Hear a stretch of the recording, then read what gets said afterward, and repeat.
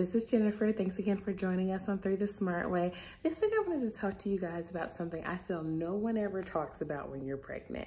You spend 9 months preparing to bring this beautiful bundle of joy into the world, and no one tells you you're going to spend your first week either thinking about, preparing, going, or sitting in a doctor's office.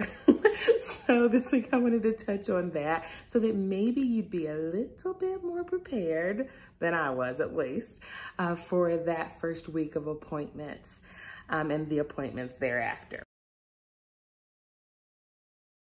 Okay, so the first thing is you actually need to do some prep work for this before you ever actually deliver. And that's something no one tells you.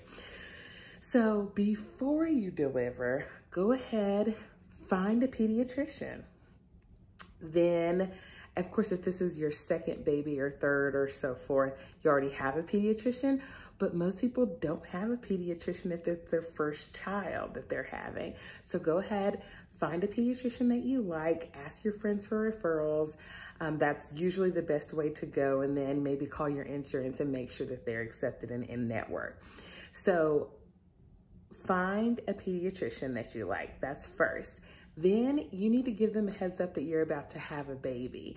Sometimes they'll even send you the new patient paperwork to complete beforehand, which is amazing because you would not believe how much information they ask you for, everything from your family history to your husband's family history. So go ahead and try to find the pediatrician first, give them a heads up on your due date, complete any new patient paperwork that they might have you fill out, and then also ask if they do rounds and visit your delivering hospital. They don't always come to all of the hospitals you can deliver at, so make sure to find out whether or not they actually visit your hospital, because that could save you one visit, okay, once you get out of the hospital.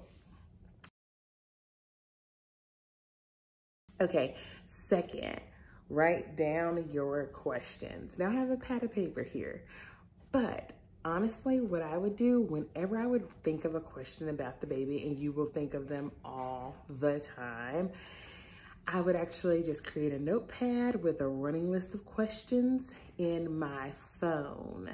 That way, you know you're not gonna leave the house without your phone. You might forget everything else in the rush to get the baby out of the house for the very first time, but you will not forget your phone more than likely. So make sure you make a list in your phone so that you can have it accessible. Also, this is something that I always did because they are throwing so much information at you. It's like drinking from a fire hose, and you are trying to absorb it all for the greater well-being of your child. So what you can do is just turn your phone on and record the visit. That way you can go back and listen to it later. Oftentimes my husband and I heard two completely different things as far as advice on how to handle things.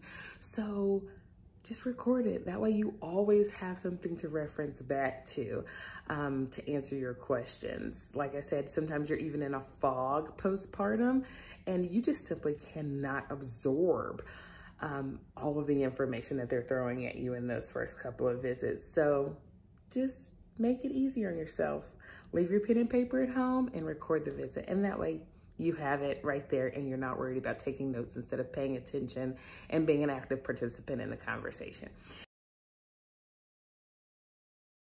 So after you write down your questions, go ahead and pack your diaper bag. We have previously done some videos on packing your diaper bag, so feel free to reference back to those on the channel.